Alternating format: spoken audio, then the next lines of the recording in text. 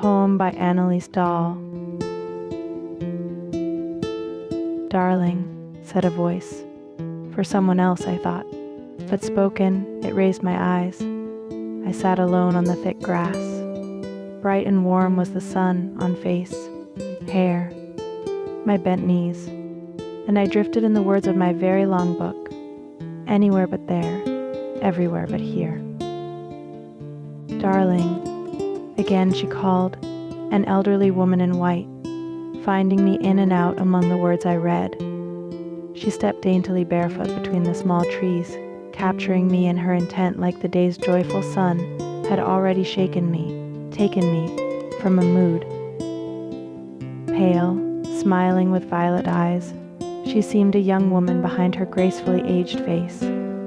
Darling, a third time spoken, you shouldn't be alone, darling, only reading. And such a title. She laughed and stood watching.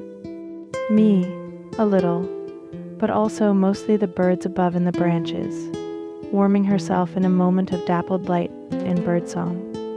Smile, love, smile for me and stop hiding yourself away, Mother always said to me as a child, when I was upset. She rubbed gently my shoulders, followed by a sneaky tickle. It always brought a smile and a day much brighter. I obscured small tears that came, a deceit of hands rubbing, pretending to soothe tired eyes.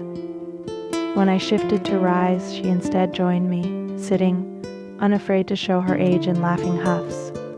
A clumsy drop, no worry of grass stains on her long white linen dress. She gently touched my shoulder, behaving much like Mother, and I laughed, bracing for a tickle I knew would never come. She was charming in lavender scent, a light smell of gin on her breath. Her eyes fixed me, silenced me. You are so beautiful, darling. She leaned against me lightly, and I laughed, calming inner seas. I took her hand, telling her softly I'd seen her walking there before, naming her the angel of the park. Her eyes crinkled merrily at that. My name is Angel, she said.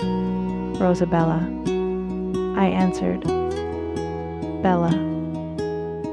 Over there, she said, pointing, showing me the nearby cemetery my sweet Bianca Rose rests. Come, darling, she said softly. I want to tell you about her. And you can meet my grandson, my darling, darling grandson. So I stood willingly to go, enjoying Angel's company, but words fled me, strangely, and I contented myself with her many stories as we walked slowly the length of the park. I found the young man, her grandson I supposed, sitting by Bianca Rose's grave, enjoying the sun's warmth. He was quietly reading aloud until he saw me watching. Hello, he said, embarrassed. I read here to remember them, my mother and grandmother. I turned to Angel. She was gone. Your mother and grandmother? He laughed until his eyes watered once he realized how I had come. Angel is very alive, not a spirit. My other grandmother rests. Grandmother Angel loves surprises and stands by the trees. There. He pointed to the near woods and rose to take my hand. Matteo. The devious angel waved to me, and I laughed and shook my head. May I sit here with you, Matteo? He gestured and kept my hand, lowering me to soft grass as he noted the book I held.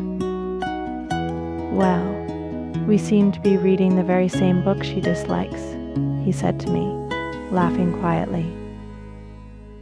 And I thought to myself, also smiling in the lovely moment, that the sun is warm, grass soft, a beautiful angel watches, and a darling young man smiles happily at me.